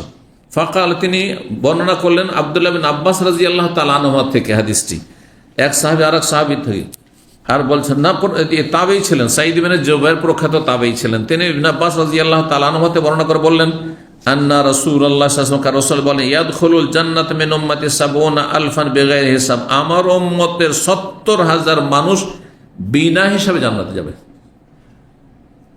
নবী সাল্লাল্লাহু আলাইহি ওয়াসাল্লাম উম্মতের কতজন? 70,000 মানুষ বিনা হিসাবে জান্নাতে যাবে। তারা কারা? এই হাদিস সংক্ষেপে রয়েছে, হুমুল্লাযিনা লা ইয়াস্তারকুন, যারা ঝাড় ফুঁক চেয়ে নেয় না, কাউকে গিয়ে বলবেন না যে আমার একটু সমস্যা আছে, একটু ফুঁক দিয়ে দেন তো, হ্যাঁ একটু ঝাড় ফুঁক করে দেন, একটু দম করে দেন, একটু রুকিয়া করে দেন, কাউকে চাইবেন না, নিজে করতে পারেন, নিজে করেন, মানে পরের দ্বারস্থ হবেন না, পরের মুখাপেক্ষী হবেন না আপনি, এই যে পরের কাছে ছোট হওয়া না।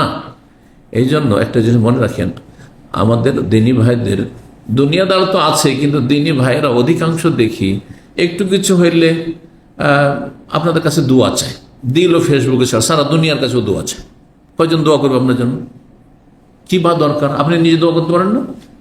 আচ্ছা, তারপরে শেখ একটু বলে দেন যেন ভাইরা আমার জন্য দোয়া করে। হ্যাঁ, বা শেখ আমার জন্য দোয়া করেন। সাহাবায়ে কেরাম এমন করতেন। আপনি আচ্ছা, মা আয়েশা রাদিয়াল্লাহু তাআলা নিঃসন্তান ছিলেন না? ছেলে মেয়ে ছিল মা আয়েশার? কে তিনি? হ্যাঁ, নবী সাল্লাল্লাহু আলাইহি ওয়াসাল্লামের সবচেয়ে প্রিয় স্ত্রী, তাই না? একটা হাদিস দেখাতে পারবেন যে নবী সাল্লাল্লাহু আলাইহি ওয়াসাল্লাম বলেছে, ইয়া রাসূলুল্লাহ, আপনার দোয়া তো কবুল হয়, আপনার দোয়া তো কবুল হয়, আপনি আমার জন্য দোয়া করেন, আল্লাহকে যেন এক সন্তান দেয়। করেছেন? একটা হাদিস দেখান। যদি করতেন তো অবশ্যই তিনি বর্ণনা করতেন যে একবার নবী সাল্লাল্লাহু আলাইহি ওয়াসাল্লামকে বললাম যে আমার জন্য দোয়া করে দেন। বলবেন যে তাদের তাহলে ছেলে মেয়ে নেওয়ার ইচ্ছে ছিল না নাকি? এটা হয় যে নবী সাল্লাল্লাহু আলাইহি ওয়াসাল্লাম তাহলে ছেলে মেয়ে নিতে চাইবেন না? তাহলে বোঝা গেল যে নিজে দোয়া করা অন্যের কাছে দোয়া চাওয়া নয় আসলে শরীয়তের বিষয়, জায়েজ, কিন্তু এত বেশি নয়, বুঝছেন না? অন্যের কাছে চাওয়া মানে অন্যের দ্বারস্থ হন। যেমন কারো কাছে ধার চাওয়া, কারো কাছে সাহায্য চাওয়া, ভাই আমার একটু ব্যাগটা একটু নিয়ে আসেন তো, ভারী লাগছে, একটু উঠে নিয়ে আসেন তো। এটা ভালো না? নিজের ব্যাগ নিজে নিজে ভালো? হ্যাঁ, আমার কিতাবটা নিয়ে যেতে হবে আমাকে এখান থেকে, দাসের শেষে আমি নেব। কথা বুঝতে পারছেন? সে আপনি নিজে থেকে নিয়ে আনেন সেটা ভিন্ন বিষয়, কিন্তু বলে যায় ভাই নিয়ে আসেন আপনি, না এটা উচিত নয় আমার, জায়েজ, কিন্তু এটা আপনার মুখাপেক্ষি কেন হবে? সাহাবায়ে কেরামদের আদর্শ এমনটা ছিল না যে চলেন আমারটা নেন, এটা করতেন না। আমার জন্য দোয়া করেন। আজকাল শুধু পরের দোয়া দিয়ে সব কাজ সারতে চায়। আজকালকার মুসলিমরা পরের দোয়া দিয়ে সারতে, ও বাপের দোয়া, বাপের চাইতে মায়ের দোয়া। আর এটা হিন্দুদের থেকে নয়, বাঙালি সমাজে আমার মায়ের দোয়া আছে, বাপের নাম খুব কমই আসে। অথচ বাপ রাত দিন চিন্তা করেছে তার ছেলে প্রতিষ্ঠিত করার জন্য, ছেলেকে একটু কোনো কাজে যোগ্য বানাবার জন্য। মায়ের ওই যোগ্যতাই ছিল না, ও গৃহিণী ছিল, শুধু খাবার দাবারটা রেডি করার মতো যোগ্যতা ছিল, এতটুকু তার শিক্ষাগত যোগ্যতাও ছিল না যে আমার ছেলেটা বড় হবে কেমন করে, বুঝতে পারছেন না? কিন্তু বাপের শুকরিয়া আদায় করেন না। আর তারপরে বাপ মায়ের দোয়া, আপনার দোয়া কোথায়? আপনি নিজে দোয়া করেন। শুধু বাপের দোয়ার, মায়ের দোয়ার, পরের দোয়ার, ওস্তাদের দোয়া, না না না না, বুঝতে পারছেন? আল্লাহ যেন বুঝার তৌফিক দান করেন। যদি বিনা হিসাবে জান্নাতে যায় তো একটি শর্ত, লায়াস্তার কোন কারো কাছে রুকিয়া চেয়ে নেবেন না, আপনি নিজে রুকিয়া করেন। এই জন্য নবী সাল্লাল্লাহু আলাইহি ওয়াসাল্লাম সাহাবায়ে কেরামগণকে শিখিয়েছেন, তোমরা নিজের রুকিয়া, নিজের ঝাড়ফুঁক নিজেই করো, নিজে সূরা পড়ে, দোয়া পড়ে শরীরে ফু দাও। আর একটি অর্থ করা হয়েছে লায়াস্তার কোন, মানে জাহেলি যুগে যে শিরকি আর বেদাতি ঝাড়ফুঁক করতো, শিরকি বেদাতি ঝাড়ফুঁক করে না, এটা অর্থ হইতে পারে। ওয়ালায়াতা তৈয়ারুন, আর অলক্ষী কুলক্ষণ নাই না, শুভ অশুভ গ্রহণ করে না। হ্যাঁ, দুনিয়ায় শুভ বস্তু রয়েছে, অশুভ রয়েছে, এটা শুভ, এটা অশুভ। সকালবেলা বাড়ি থেকে বেরিয়ে যদি কুকুর সামনে পড়ে গেল, একটা শুকুর পড়ে গেল, দিনটা অশুভ হয়ে গেল। রাস্তায় বেরিয়ে গেছেন, দেখছেন হঠাৎ করে সামনে যেতেই কোনো সফরে যাচ্ছিলেন, একটা মর্মান্তিক দুর্ঘটনা, মনটাই খারাপ হয়ে গেল, ফিরে চলে আসলাম, বলছেন না আজকের দিনটা ভালো হবে না, এটা শিরক। বুঝতে পেরেছেন না? পেঁচার ডাক আমাদের এখনো পর্যন্ত এই শিরকি আকীদা আছে। আর আগের বুড়ি মহিলাদের কাছে আমরা শুনতাম গ্রামে, পেঁচা ডাক দিয়ে উঠেছে রাতের অন্ধকারে, আর মহিলা বলছে, বুড়ি বলছে যে কাকে যে নিয়ে যাবে গ্রাম থেকে, হ্যাঁ মনে হচ্ছে এই মালাকুল মত। কথা বুঝতে পেরেছেন না? পেঁচা এই মালাকুল মত নিয়ে চলে যাবে। আস্তাগফিরুল্লাহ, শিরক এগুলো। অলক্ষী কুলক্ষণে বিশ্বাসী নয়, কোনটা লক্ষ্মী কোনটা অলক্ষ্মী, এইসব ফালতু কথা না, মোটেই না। বরকত যাতে আছে, রহমত আছে, সেগুলি খুঁজেন। ওয়ালা রব্বিহিম ইয়াতাওয়াক্কালুন, আল্লাহর উপর তার আস্থা ভরসা রাখে। আল্লাহর উপর কি রাখে? আস্থা ভরসা রাখে। এদের বিনা হিসাব আল্লাহ কি করবেন? হ্যাঁ, জান্নাত দেবেন। 22 নম্বর অধ্যায় বলছে বাবু মায়ুকরাহ মিন কিল ওয়া কাল। এই অধ্যায় হচ্ছে মাকরুহ বা নিষিদ্ধ হচ্ছে অনর্থক অসার কথাবার্তা বা অনর্থক বাদানুবাদ করা। কিল ও কালের দুটো ব্যাখ্যা করা হয়েছে। কিল ও কাল, একটা হচ্ছে অনর্থক কথাবার্তা বলে, কথা বলার দরকার নেই কিন্তু আপনি এমনি কথা বলছেন, এই আপনি বলে যাচ্ছেন, তারপরে আর অন্যরা বসে আছে, ভাবছে ওই একাই বলবে, আর শেয়ার করা শুরু হলো। হ্যাঁ হ্যাঁ হ্যাঁ না, তারপর আপনি কিছু বলা শুরু করলেন। ফালতু আসার কথা, তাতে মানুষের আখলাক আমলের কোনো উন্নতি হবে না, কোনো নসিহা হবে না, উপদেশ না। হ্যাঁ, আলতু ফালতু কথাবার্তা চলছে, এটা নিষেধ করেছেন মাকরুহ। জি।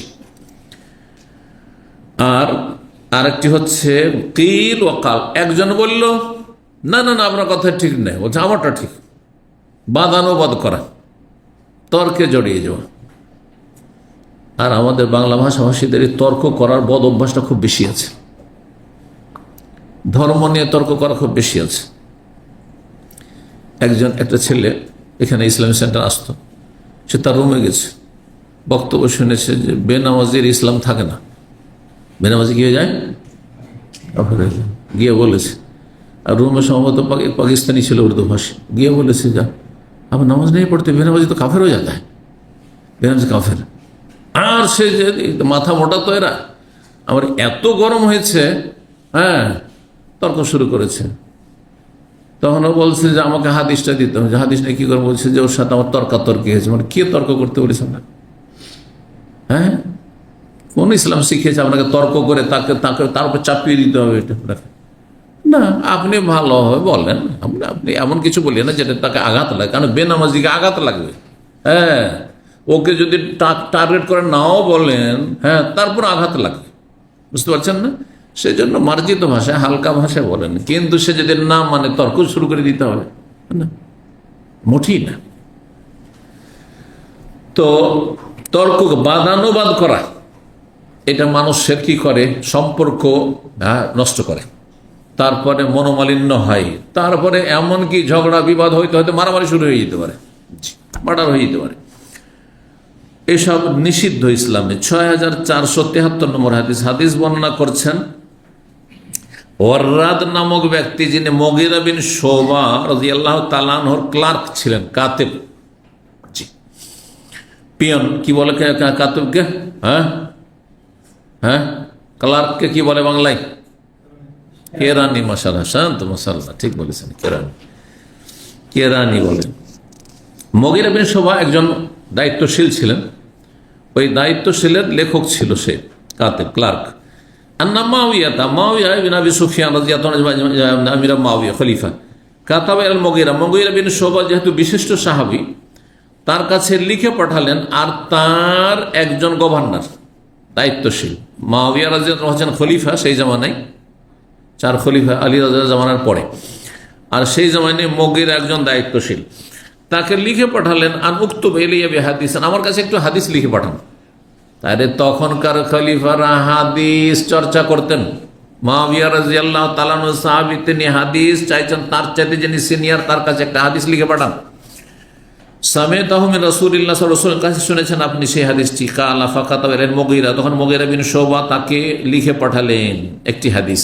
কি? ইন্নী সামিআতুহু, আমি শুনেছি রাসূলুল্লাহ সাল্লাল্লাহু আলাইহি ওয়াসাল্লামকে ইয়াকুল ইনদা ইনসালামি মিনাস সালাতে, নামাজের সালাম ফেরার পরে বলতে, নামাজ থেকে, ফরজ নামাজে সালাম ফেরার পরে এই দোয়া বলতেন। কি জিকিরটি ছিল? লা ইলাহা ইল্লাল্লাহ ওয়াহদাহু লা শারীকা লাহু লাহুল মুলকু ওয়া লাহুল হামদু ওয়া হুয়া আলা কুল্লি শাইইন কাদির। সালাসবার 3 বার করে বলতে শুনেছি।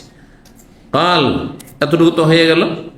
আর তারপরে এই কথাটিও লিখেছেন, ওয়াকানা ইয়ানহা আন কিল ওয়া কাল, নবী সাল্লাল্লাহু আলাইহি ওয়াসাল্লাম নিষেধ করতেন মানুষকে অনর্থক কথাবার্তায়, অনর্থক কথাবার্তার থেকে নিষেধ করতেন, অথবা বাদানুবাদ করতে, এমন কিছু করতে জানি যে তর্ক শুরু হয়ে যায়। দেখছেন যে এই তর্ক করবে, তর্কের মন মানসিকতা আপনি বাদ দেন, তর্কে জড়াতে যান না, কারণ তখন আপনার মেজাজ গরম হয়ে যাবে, ও আরো গরম হবে, অবস্থা খারাপ হয়ে যাবে। এটা কোনোদিন কল্যাণ নেই। ও কাসরাতিস সওয়াল, আর বেশি বেশি জিজ্ঞাসাবাদ করতে, মাসলা এত বেশি জিজ্ঞাসা করতেন না। কেউ আছে মনে করে আজকে এসেছি, আজকে সব সেরে যাবে, 10টা প্রশ্ন লিখে নিয়েছে, বলছে একের পরে এক জিজ্ঞাসা করেই যাচ্ছে। আরে কিছু ভাইয়েরা আছে হোয়াটসঅ্যাপে যদি একবার জবাব দিয়ে দিই, আল্লাহ হিদায়াত করুন, হ্যাঁ, একবার একটা যদি সাথে সাথে দিয়ে দিই, তো শেখ তো খুবই ফ্রি আছে, মানে যেমনই প্রশ্ন তার সাথে সাথে উত্তর। ওর ভালাই করে দিলাম, যারা সরাসরি দার্সে আসছেন হয়তো, আর তাদের আমি বুঝতে পারছি যে, কিন্তু বিভিন্ন দেশ থেকে, সারা দুনিয়া থেকে যেহেতু আসে, তো নাম্বার পেয়ে গেছে কোথাও। যেমনই প্রশ্নের উত্তরটা দিলাম আর একটা প্রশ্ন ছুঁড়ে দিলাম, আর একটা উত্তর দিলাম আর একটা ছুঁড়ে দিলাম। এইরকম বিভিন্ন দেশে এমন কিছু লোক আছে আমার। তখন করি কি, মাঝে মাঝে কিছুদিন জবাব দিই না, যে এত একই দিনে যদি 5টা সওয়াল একজনই করে, তাহলে আমার চিন্তা করুন একদিনে কয়েকশো প্রশ্ন আসে, কি করে আমি জবাব দেবো? তাহলে খাওয়া দাওয়া ঘুম বাদ দিয়ে এগুলি করতে হবে, বুঝতে পারছেন? এটা একটা লম্বা ডিউটি। আমার সাথে কথা হলে বলি, ভাই আপনি প্রশ্ন করবেন সপ্তাহে একটা করেন, ঠিক আছে সপ্তাহে একটা করে করেন। আর আপনি এইভাবে শুরু করে দিবেন তো আরো তো দুনিয়াতে লোক আছে, কাছাড়া তো এত বেশি প্রশ্ন না। আরে এমন এমন প্রশ্ন করা, আরে ওর চাইতে বেশি অন্য আমল করলে ভালো ছিল, প্রশ্ন কোনো প্রয়োজন নেই। তো খুব বেশি বেশি সওয়াল করা। আরেকটি অর্থ হচ্ছে সওয়াল মানে যেহেতু চাওয়া, সাহায্য চাওয়া, বেশি বেশি চাইবেন না। যদি অভাবীও হন তো এত বেশি চাইবেন না, অল্প স্বল্প চান, যেটা তার মানে চলে যায় কোন রকম, যথেষ্ট। ওয়াইযাতাল মাল, ধন সম্পদ নষ্ট করা নিষেধ করেছেন। ধন সম্পদ নষ্ট করবেন না। যারা ধূমপান করে ধন সম্পদ নষ্ট করে না, পুড়িয়ে দিচ্ছে, পুড়িয়ে দিচ্ছে। একটা সিগারেটের প্যাকেট আজকাল দাম বেড়ে গেছে কত, 20 রিয়াল। চিন্তা করুন, 20 রিয়ালে একটা সিগারেট প্যাকেট আরামখোর একদিনে বা এক বেলাতে শেষ করে দিচ্ছে। রিয়াল পুড়িয়ে দিচ্ছে সে, ডলার পুড়িয়ে দিচ্ছে সে। নিষেধ করেছেন ধন সম্পদ নষ্ট। এইরকমই পাকশাক করে কিছু ভদ্র লোক আছে প্রবাসে, যারা বাসি খাবে না, পাকশাক করে নিল, আর বাসি হইতে আর ফ্রিজ করে আর নাকি খাওয়া যাবে না, দিল ফেলে, না খেলো খেলো ফেলে দিল।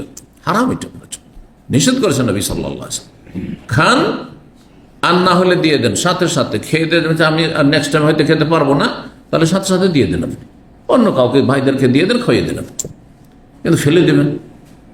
এতগুলো ভাত নিলেন, এতগুলো খাবার দাবার নিয়ে গেলেন, না নিয়ে যাওয়ার পর সামান্য বাকিরা ডাস্টবিনে ফেলে দিলেন, হারাম না, নিষেধ করেছেন নবী সাল্লাল্লাহু আলাইহি ওয়াসাল্লাম। এতে বরকত চলে যায় মানুষের জীবনে, কিচ্ছু বরকত থাকে না এতে। ওয়ামান ইন ওয়াহাত, মানা মানে আমরা শব্দটি ব্যবহার করি, উনি মানা করেছেন আমাকে, বুঝলেন তো, মানে নিষেধ করেছেন। আর হাত, হাত মানে দাও, তো যেটা দিতে হবে তাতে বাধা দেওয়া, যেখানে আপনাকে দিতে হবে সেখানে কি করা, বাধা দেওয়া। আর যেখানে নেওয়া উচিত নয় সেখানে হাত, যত আসে আসতে দেন, বুঝছেন না? এই নিষেধ করেছেন। এর অর্থটা সুন্দর করে বলি, মান ইন ওয়াহাত, যে নিষেধ করছে মানে কৃপণতা। বাপ মাকে দিতে হবে, দিচ্ছেন না, কৃপণতা না? যাকাত দিতে হবে, দিচ্ছেন না, হ্যাঁ দিচ্ছেন না, বিরত থাকছেন, তাহলে কৃপণতা। তারপর দান সাদকা করতে হবে, করছেন না, কৃপণতা। জি, দিনের কাজ করতে হবে, দিনের কাজে খরচ করতে হবে, করছেন না, কৃপণতা। মান ইন, যেখানে দিতে হবে দিচ্ছেন না, আপনি কৃপণতা। আর কি করা, হাতি মানে যা আসছে আসুক, ফিরি যা আসে, মাংনা যা আসে আসুক, তার মানে ভিক্ষাবৃত্তি, মানুষের কাছে চাওয়া। যদি সুযোগ পান যে এই লোকটা তো খুবই ভালো মানুষ, আর অনেক টাকা আছে, যদি জানেন যে এর কাছে 1 লাখ রিয়াল রাখা আছে, ভাবছেন যে টাকা পয়সা দেশে পাঠায় না। হ্যাঁ, এক লোক এখানে থাকতো, সে কন্ট্রাক্টে কাজ করতো, তার কাছে 5 লাখ রিয়াল ছিল, আমি জানতাম যে তার কাছে 5 লাখ রিয়াল আছে। সে আমাকে রিকোয়েস্ট করে হাত পা ধরে আমার কাছে 1 লাখ রিয়াল একবার আমানত রেখেছিল। আল্লাহ, 1 লাখ রিয়াল আমানত রেখেছিল, প্রায় 2 বছর রেখেছিল।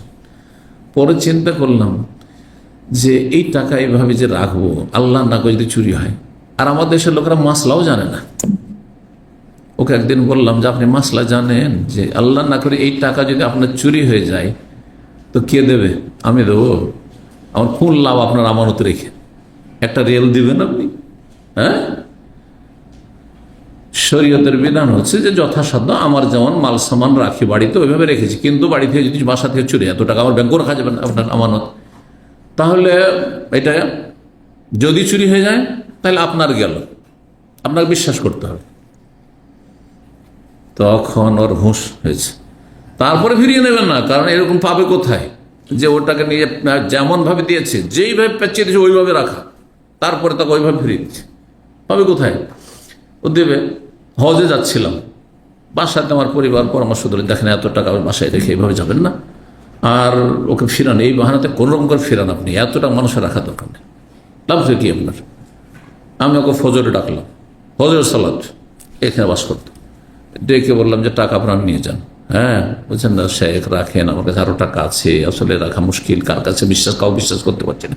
বললেন না, আপনার টাকা আমি রাখতে পারবো। সেই লোক কত বখিলের বখিল। আমাদের ইফতার ক্যাম্পে সম্মেলন হবে, তো আমাদের দিনী ভাইয়েরা তার কাছে বলছে কিছু দেন, তখন বললেন 50 রিয়াল নেন। 5 লাখ রিয়ালের মালিক কতটা দিচ্ছে? 50 রিয়াল। বললাম আপনাদের শিক্ষার জন্য বলছি। ওমান ওয়াহাত जो आना है आता है आने दो, এই গল্প জানেন কি? এক মোল্লা নাকি চুরি করা মুরগি কেউ খাচ্ছিল, হ্যাঁ হ্যাঁ, চুরি করা গোস্ত ছিল, তখন বলেছে যে এটা তো চুরি করা, ওই মুরগটা চুরি করা, আর ও মেহমান হয়ে গেছে, বলছে না না তাহলে হারাম হারাম হারাম। তারপর তখন ওকে দেয় না, সবজি খাওয়াচ্ছে শুধু, তখন বলছে ঝোলটা তো চলবে। কি চলবে? এগুলো কেসটা আমাদের দেশের, ঝোলটা নসিহার জন্য, বাস্তবে কেসটা হয়তো হয়নি, ঝোলটা চলবে। আচ্ছা, ঝোল দিতে যাচ্ছে তো গোস্তের টুকরো উঠে চলে আসছে, তখন গোস্তের টুকরোটা ফেলতে গিয়ে ও পেরেশানি হচ্ছে, মানে যেমনটা হয় আর কি। তখন এই কথাটি বলছে, আরে जो आता है वो आने दो, মানে যেটা নিজেদের ঝোলের সাথে যেটা চলে আসছে ওটা আসতে দাও। দাদা বুঝতে পারছেন কিছু লোকের সব আছে যে ফ্রি যদি কেউ যদি আমাকে চা খেতে নিয়ে যায়, কেউ যদি নাস্তা করতে নিয়ে যায়, जो आता है आने दो।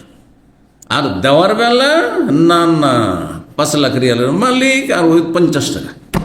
বুঝতে পারছেন? মান ইন ওয়াহাত, এটা হচ্ছে কৃপণতা। নবী সাল্লাল্লাহু আলাইহি ওয়াসাল্লাম নিষেধ করেছেন, এগুলি ঘৃণা করেছেন। ওয়া উকুকিল উম্মাহাত, মায়েদের অবাধ্য হওয়া। কেন মায়ের অবাধ্য হওয়ার কথা বলেছেন? বাপের অবাধ্য কেন বলেননি? কেন বাপের অবাধ্য হইলে বহুবার চিন্তা করতে হবে যে মার খেতে হবে।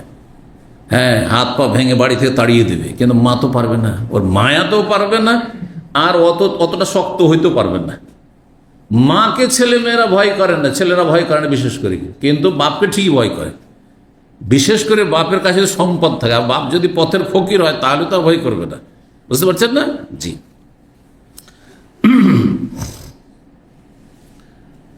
মায়েদের নাফরমানি, অবাধ্য হওয়াকে হারাম করেছেন বা নিষেধ করেছেন, জাহান্নামে নিয়ে যাবে। ওয়াদিল বানাত, আর জীবিত মেয়েদেরকে জীবিত দাফন করে দেওয়া, প্রথিত করা, এটি হারাম করেছেন নবী করিম সাল্লাল্লাহু আলাইহি ওয়াসাল্লাম। তার সাথে মিলিয়ে বর্ণনা করেছেন অনর্থ কথা বলা, তারপরে বাদানো তর্কে জড়ানো, বেশি বেশি চাওয়া, ভিক্ষা করা, বেশি বেশি সাহায্য চাওয়া, ধার চাওয়া, বা বেশি বেশি মাসলা মাসালা জিজ্ঞাসা করা, এগুলি সব নিষিদ্ধ। কারণ অনেক বেশি জিজ্ঞাসা করছেন যারা, তারা আমলে কম। কিন্তু যারা আমল করবেন অল্প জানার পরেই সাথে সাথে আমল করবে না, অল্প অল্প শিখবো আমল করবো, অল্প অল্প শিখবো আমল করবো। কিন্তু যারা যত বেশি জিজ্ঞাসা করে তারা আমলে ত্রুটি তাদের। এখানে আজকের আলোচনা শেষ করি। ওয়া জাযাকুমুল্লাহু খাইর। আল্লাহ রাব্বুল আলামিন যেন আপনাদের আমাদের দিন দুনিয়া বরকত দান করেন, এবং আল্লাহ যেন আমাদের প্রয়োজন পুরা করে দেন। মানুষের থেকে আল্লাহ যেন অমুখাপেক্ষী করেন, মানুষের মুখাপেক্ষী হওয়া থেকে আল্লাহ যেন রক্ষা করেন, আল্লাহ যেন কারো মুহতাজ না করেন। রব্বানা আতিনা ফিদ দুনিয়া হাসানাহ ওয়া ফিল আখিরাতি হাসানাহ ওয়া কিনা আযাবান্নার। সুবহানা রাব্বিকা রাব্বিল ইজ্জাতি আম্মা ইয়াসিফুন ওয়া সালামুন আলাল মুরসালিন ওয়াল হামদুলিল্লাহি রাব্বিল আলামিন।